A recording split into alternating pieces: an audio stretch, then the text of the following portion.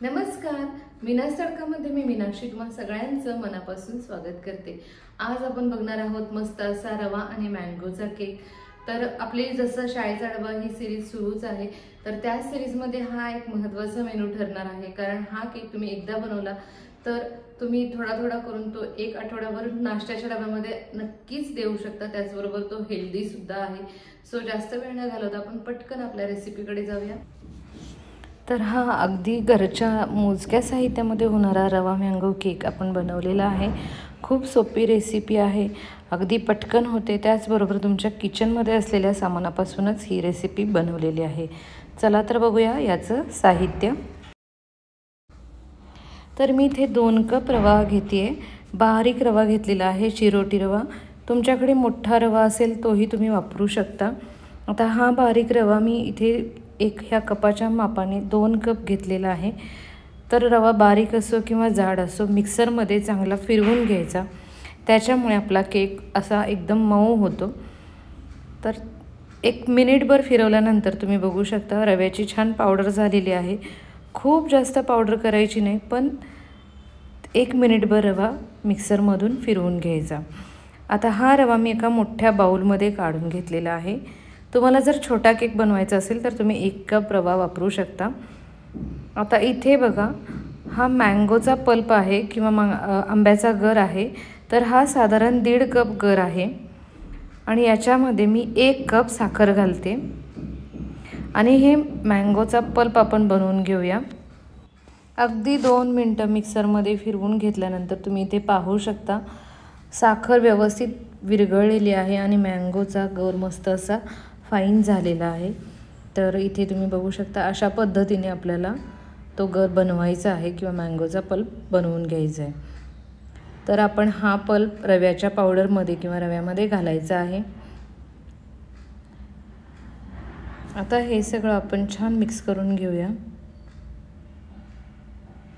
हळूहळू फेटणीने सुद्धा तुम्ही मिक्स करू शकता, स्पून किंवा स्पॅच्युला कशाच्याही मदतीने हे रवा आणि मँगो पल्प आपल्याला छान असं मिक्स करून घ्यायचं आहे।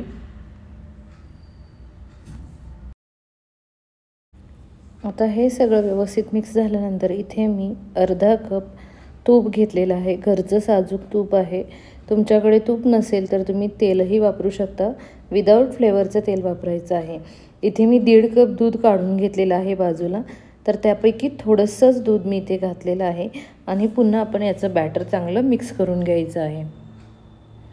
तर दुधाचं प्रमाण जे आहे ते 1.5 कप मी एकदा मोजून ठेवलेलं आहे एका कपामध्ये आणि जसं लागेल तसं आपल्याला हळूहळू ते वापरायला घ्यायचं आहे। आता हे सगळं आपण छान मिक्स करून घेऊया। गरजेप्रमाणे दूध घालत हे मिश्रण चांगलं एकजीव करून घ्यायचं।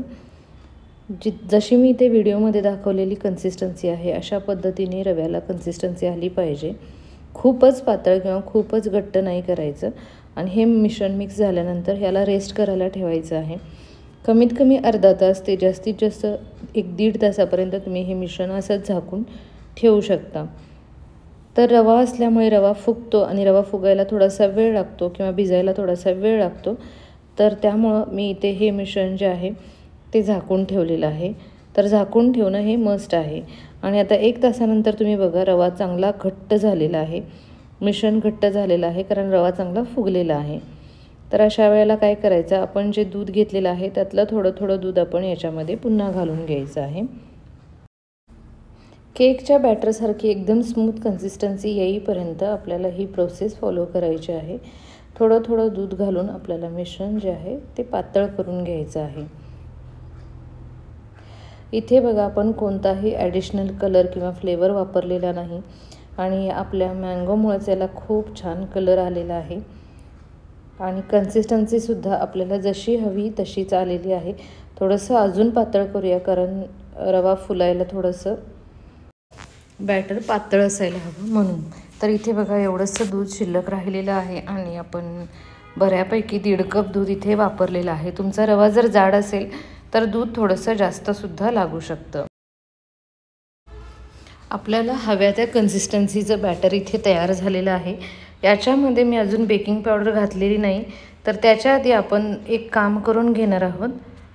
त्याआधी आपण केक टिनला मस्त ऑइलिंग करून घेऊया. ऑइलनं ग्रीस करायचा आणि बटर पेपर लावून घ्यायचा. तुमच्याकडे जर बटर पेपर अवेलेबल नसेल तर ग्रीस केलेल्या ऑइलवरती तुम्ही थोडासा मैदा किंवा गव्हाचं पीठ शिंपडून त्याला छान एक कोटिंग तयार करू शकता. इथे आपल्याकडे बटर पेपर आहे तर मी इथे बटर पेपर व्यवस्थित सेट करते आणि या बटर पेपरला सुद्धा वरून असं हलकं तेल लावून घ्यायचं, थोडंसं तेल पुसून घ्यायचं.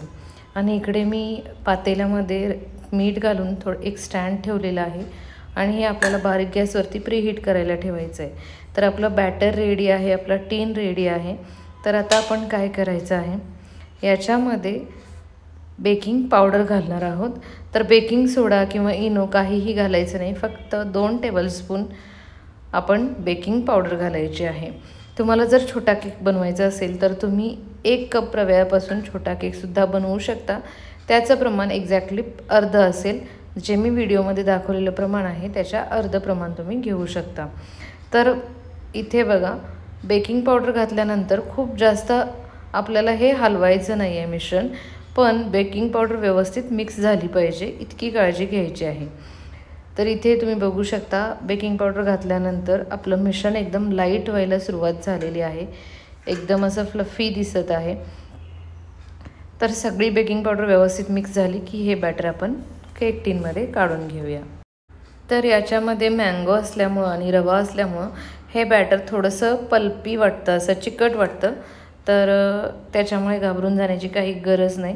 आणि टीनमध्ये बॅटर घातल्यानंतर टीन असा टॅप करून घ्यायचा, जेणेकरून आतमध्ये जर कुठे हवा राहिली असेल तर ती बाहेर पडून बॅटर छान एकसारखं पसरलं जाईल. तर इथे तुम्ही बघू शकता बॅटर छान असं पसरलं गेलेलं आहे. याच्यामध्ये तुम्ही टूटी फ्रुटी घालू शकता किंवा ड्रायफ्रूट्स घालू शकता. तर माझ्याकडे ड्रायफ्रूट्स अवेलेबल होते तर मी इथे काजू आणि बदामाचे छोटे छोटे काप करून याच्यामध्ये घातलेले आहेत. आणि आपला हा केक बेक करण्यासाठी तयार आहे. तर ज्या भांड्यात आपण केक शिजवणार आहोत ते भांडं आपण ऑलरेडी प्रीहीट करून ठेवलेलं आहे आणि त्यामध्ये हळूच मी हा केक टीन ठेवलेला आहे आणि वरून स्टीलचं झाकण लावलेलं आहे. आता झाकण थोडं छोटं होतं म्हणून मी ते परात ठेवलेली आहे. हा केक बेक करायला बारीक गॅसवरती ठेवायचा. 15 मिनटानंतर तुम्ही बघू शकता केक छान फुललेला आहे आणि एक्झॅक्टली 47 मिनिट्स नंतर आपला केक चांगला तयार झालेला आहे. तुम्ही ते बघू शकता. आता आपण याच्यात चाकू किंवा टूथपिकने बघायचं आहे. जर केक चाकू व्यवस्थित क्लीन आला तर आपला केक चांगला शिजलेला आहे. तर आता आपण हा टीन थंड झाल्यानंतर बाहेर काढून घ्यायचा आहे. तुम्ही केक वरून बघू शकता खूप छान असा काय म्हणतो आपण शिजलेला आहे किंवा छान रोस्ट झालेला आहे.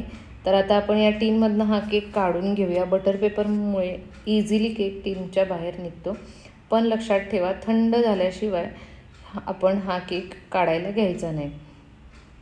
आणि हा अशा पद्धतीनं आपला बटर पेपर मी काढून घेते. आणि हा आहे फायनल लुक आपला होममेड विदाऊट प्रिझर्वेटिव्ह बनवलेला अगदी पौष्टिक असा रवा मँगो केक.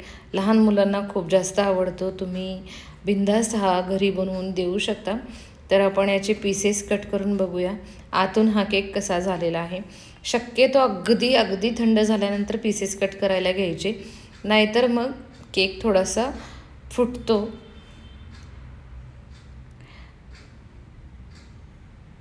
एकदम जाळीदार आणि एकदम स्पॉन्जी असा आपला रवा केक तयार आहे. विदाऊट एनी इसेन्स फ्लेवर किंवा कलर आपला केक छान सुंदर तयार झालेला आहे. ही रेसिपी तुम्हाला जर आवडली असेल तर लगेचच करून बघा आणि जेव्हा तुम्ही टेस्ट कराल तेव्हा तुम्ही पुन्हा व्हिडिओमध्ये येऊन मला लाईक करू शकता. आणि अशाच छान छान रेसिपीजसाठी मीनाज तडका हे चॅनल सबस्क्राईब करा.